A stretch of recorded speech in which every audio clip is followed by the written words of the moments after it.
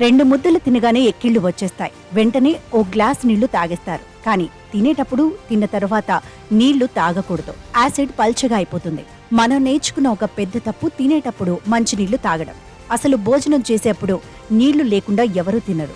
మామూలుగా మన పొట్టలో ఆహారాన్ని అరిగించడానికి హైడ్రోక్లోరిక్ యాసిడ్ అనేది రోజుకు 2 నుండి 3 లీటర్ల అవసరాన్ని బట్టి, తినే ఆహారాన్ని బట్టి 4 లీటర్లు కూడా ఉత్పత్తి అవుతుంది. ఈ యాసిడ్ ఎంత ఘాటైంది అంటే, మనం బాత్రూమ్ క్లీన్ చేయడానికి వాడే యాసిడ్ ఎంత ఘాటుగా ఉంటుందో ఇది కూడా అంతే ఘాటుగా ఉంటుందట. మన పొట్టలో ఉత్పత్తి అయిన హైడ్రోక్లోరిక్ యాసిడ్ ఘాటు pH 0.821 ఉంటుంది.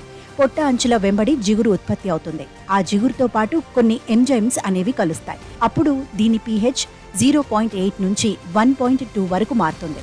అందుకే మన పొట్టలో 1.2 నుంచి 1.5 వరకు ఘాటు ఉంటేనే మన ఆహార పదార్థాలన్నీ పిండి పిండి అయిపోతాయి. క్రిములన్నీ చంపబడతాయి. డైజెషన్ ప్రాసెస్ అనేది స్పీడ్గా, యాక్టివ్గా చేయబడుతుంది. పొట్ట 1 pH నుంచి 1.5 యాసిడ్ను ఉంచుకుని క్రిములను చంపుతుంది. అంత ఘాటైన యాసిడ్ మన లోపల ఉత్పత్తి అవుతుంది. కానీ మనం భోజనం చేసేటప్పుడు నీళ్లు తాగటం వల్ల ఈ నీళ్లు వెళ్లి పొట్టలో యాసిడ్కు కలుస్తాయి. యాసిడ్కు నీళ్లు కలిస్తే పలుచగా అయిపోతుంది. ఎందులో అయినా వాటర్ కలిపితే దాని ఘాటు తగ్గుతుంది, పలుచగా అవుతుంది. అలానే ఆ యాసిడ్ ఘాటు కూడా తగ్గుతుంది. పొట్టలో యాసిడ్ 1.5 నుంచి 2.5 pH దాకా పెరిగిందనుకోండి, యాసిడ్ ఘాటు తగ్గుతుంది.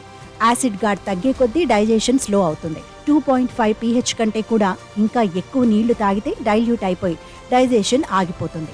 యాసిడ్ ఘాటు లేకపోతే మెతుకులు, ముక్కలు పిండి కావు.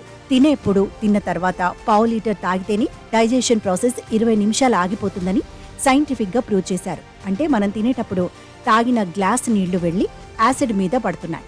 నిప్పుల మీద నీళ్లు చల్లినట్లు అయిపోతుంది. కడుపులో మంట మొదలవుతుంది. బగబగా రగిలిపోతుంది.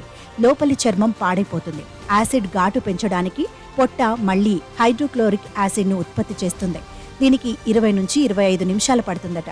అది ఉత్పత్తి చేసి ఈ పలుచునైన యాసిడ్కు కలిపి అప్పుడు తిన్నది అరిగించాలి. సో మనం ఒక గ్లాస్ వాటర్ తాగటం వల్ల లోపల అంత పని లేట్ అవుతుందన్నమాట. అందుకే తినేప్పుడు నీళ్లు తాగటం వల్ల డైజెషన్ స్టాప్ అవుతుంది. అందుకని నీళ్లు ఎక్కువ తాగటం మంచిది కాదు.